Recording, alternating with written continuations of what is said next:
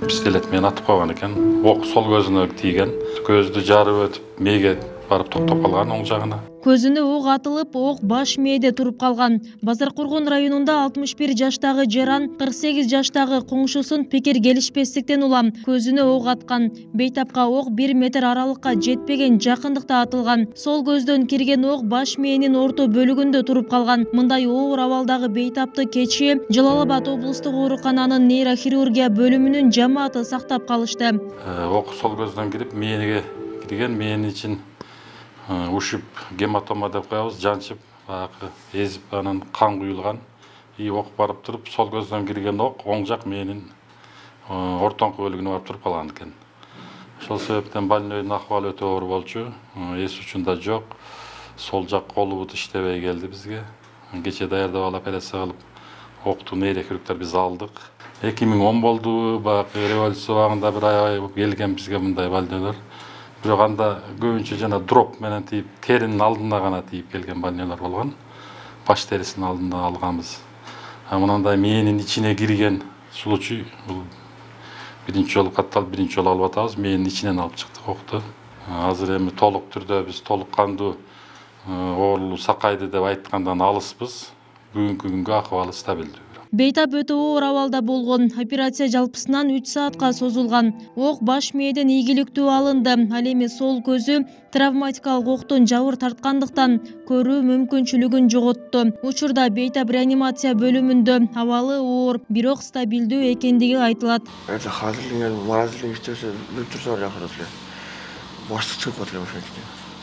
Ысып атабы башыңыз?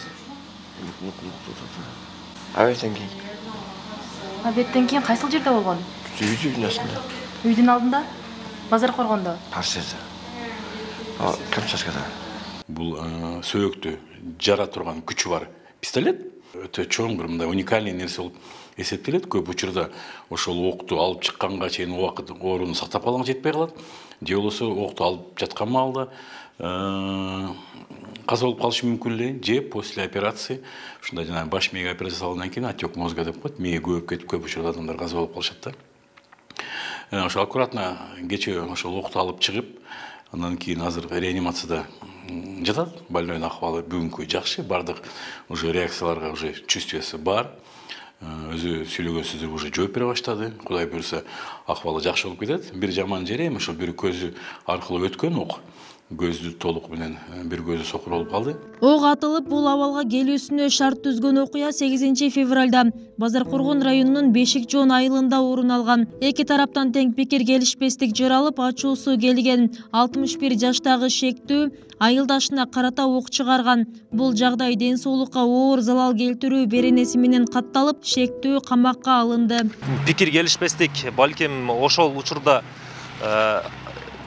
жана шектүүнү экспертизадан өткөргөн учурда ал мас абалда экендиги белгилүү болгон. Бул ошо жеке пикир келишпестиктен келип чыккан. Окуя болгон жерден травматикалык тапанча жана бир магазин, 4 дана травматикалык тапанчанын огу жана травматикалык тапанчадан атылган гильза табылып алынган. Ошол эле тергөө ыкчам тобу барган учурда окуяга шектүү катары Базаркоргон районунун Бешик Жоон айыл аймагынын тургуну 1961 жылы туулган тургун кармалып тергөөгө камсыздалган. Кошумчалай кетсек, шектүүнү медициналык кароодон өткөргөндө спирт ичимдигин ичкендиги жана мас абалында экендиги аныкталган. Кылмыш ишине шектелген Жаран 2020 жылдын май айынан тартып Бешик Жоон айылында жеке күзөт агенттиктеринин биринде иштей тургандыгы такталган. Азыркы учурда тергөө иштери жүрүүдө. Бүбүсара Орозалиева, Шерзат Эгембердиев, 7 канал, Жалал-Абад.